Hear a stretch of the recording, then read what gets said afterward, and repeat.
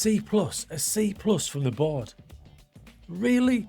So you could say it's been a bit of a struggle this season, but it's because of players like this that I'm keeping a bit of faith. This is our 19-year-old centre-back, Gonzalo Arusta. Have you seen better attributes on a player that age for a centre-back? So we've been knocked out of both cups, but we have started to do quite well in the league, and the Champions League's gone really well. So my young team are actually top of the league, despite that C+ from the board. They've turned things around, and they're starting to cook.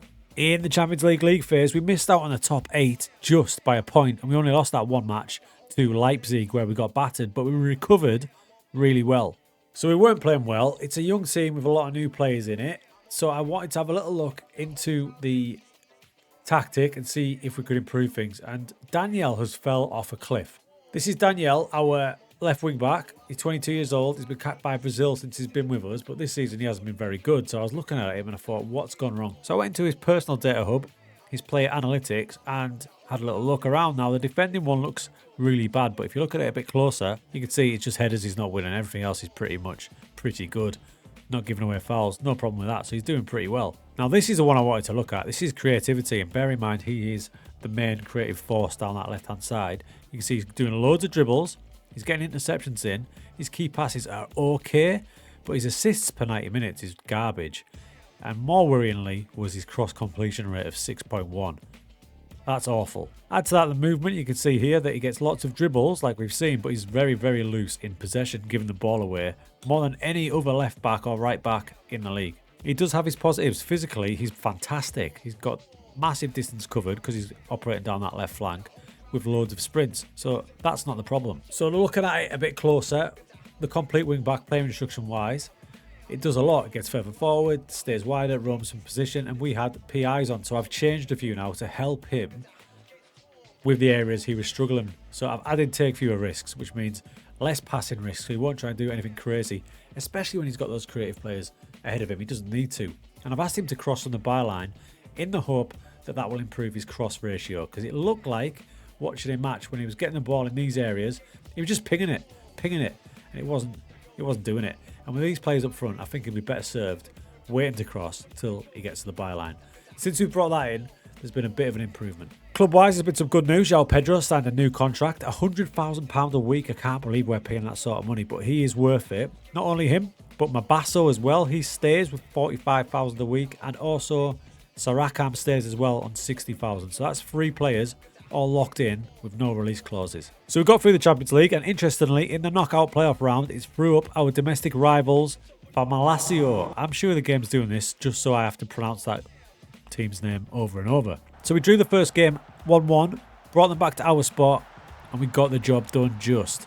2-1, so we beat them 3-2 on aggregate and through to the last 16. Leo Zeno scored the goal, by the way, and he has started to cook as well. You can see his progression, his attributes are starting to rise. He is only 20 years old, our record signing at 17 million, but 14 goals this season in 28 matches from that attacking midfielder position.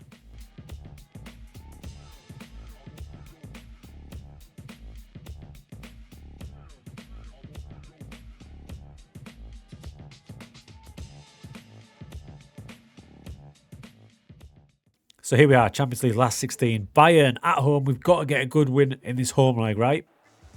4 minutes gone. Damn it. But the boys responded really well. Leo Zeno down the right-hand side whipped it across, and there was our boy Vargas. And after 78 minutes, what could prove to be a crucial goal, Santos down the right, one of the wonder kids, and Kim Min bagged it. 2-1 in the first leg. We could have done with a bigger lead, but we'll take it. Yeah, so in the second leg, I don't think we can afford to go attacking. That's been our big problem. Every time we've gone away to a team in the Champions League, a big team, we've lost. We beat them at home, we can't get the job done. So we're going to have to change elements of this tactic for the away game. I wanted to drill down a bit before we went into this big match, and I noticed this. This is a tab that I haven't used for a couple of seasons, and I should be using it all the time, so fool me. Conceding, this shows the assists from the last 25 matches. And look at the big outlier there. 10 assists from the opposition have came from crosses. So we need to cut that out. So very simply for the next Bayern match, what we had locked in was trap inside. So we're going to bring the opposition into us where we've got those 4 bodies in midfield and hopefully not expose our left back as much. We'll also drop the mentality down to balance, but we're going to go back to attacking in periods of the match just so we don't sit back too deep. Are you ready? So here we are, Bayern away. 1 minute gone, if you can believe it. 1 minute gone and Bayern already on the attack through Musiala. Pozo brings him down. Penalty given. So it's Musiala, a worldwide star who spent his entire career at Bayern against Duarte, our teenage goalkeeper in his first season with us that we bought from Argentina. 1 minute into the last 16.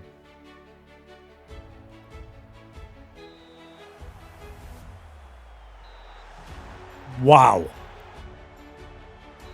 One of the best penalty saves I've seen.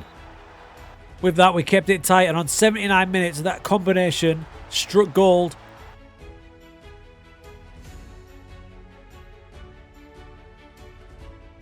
Stunning. We're 1-0 up, but straight away, straight from the kickoff, here come Bayern. It's 1-1, 2-3 on aggregate. Bayern couldn't break us down, and we've only got to knock them out.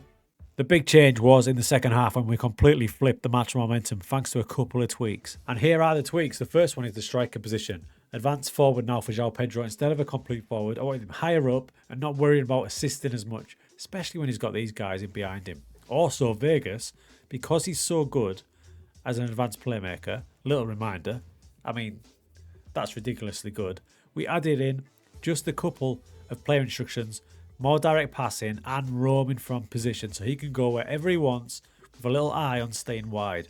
You'll also notice that the right wing has moved up higher. It's Santos or Tripovski, depending on which one's going to play. And I've moved my central midfielder up from the DM spot, and covering that DM spot now, we've gone a bit more adventurous with our fullback, who will be an inverted wing back instead of fullback.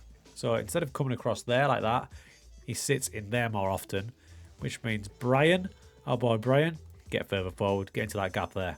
Team instruction wise for that last match, I dropped the counter press because I wanted them to get back into shape quicker because we're a bit more aggressive. So if we have counter press on, these guys will be all committed. So taking it off means they'll get back a bit faster, and we left counter on.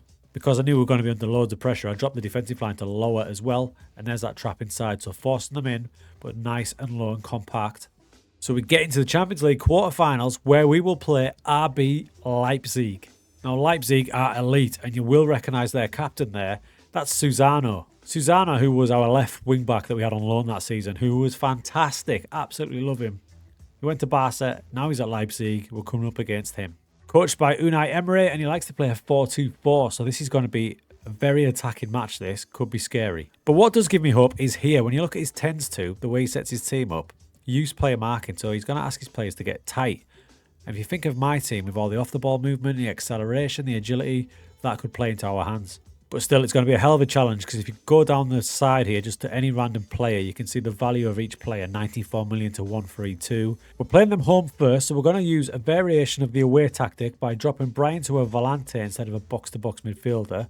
Believe it or not, I think he'll be a bit more aggressive from that position, starting deep and then bombing on. We're also going to bring the defensive line higher for this match. Because we're at home, we're going to start with a higher defensive line. Away from home, we might drop that down, but we need to get the win in this first match.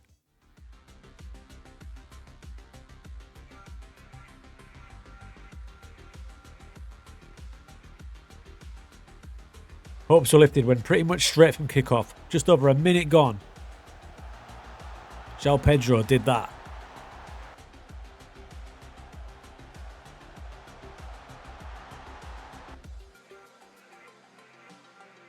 The boys played great. Time and time again, we split Leipzig open. But it ended 1-0. If you look at the match stats, that's really frustrating considering we hit the woodwork and had 5 clear-cut chances. This could be an opportunity missed. So for the second leg, after a lot of thought, I set up like this. I used a box-to-box rather than a Segunde on attack.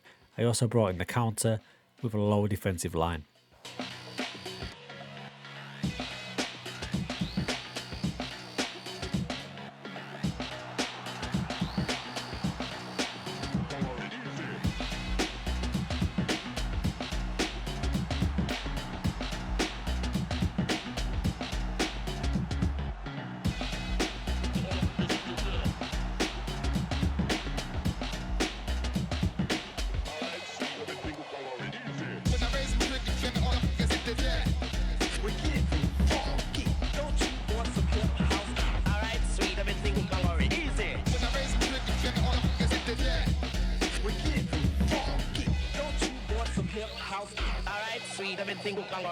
So that defensive setup done the trick. I'm so proud of these boys. And that means in the semi-finals, I mean, would you believe it?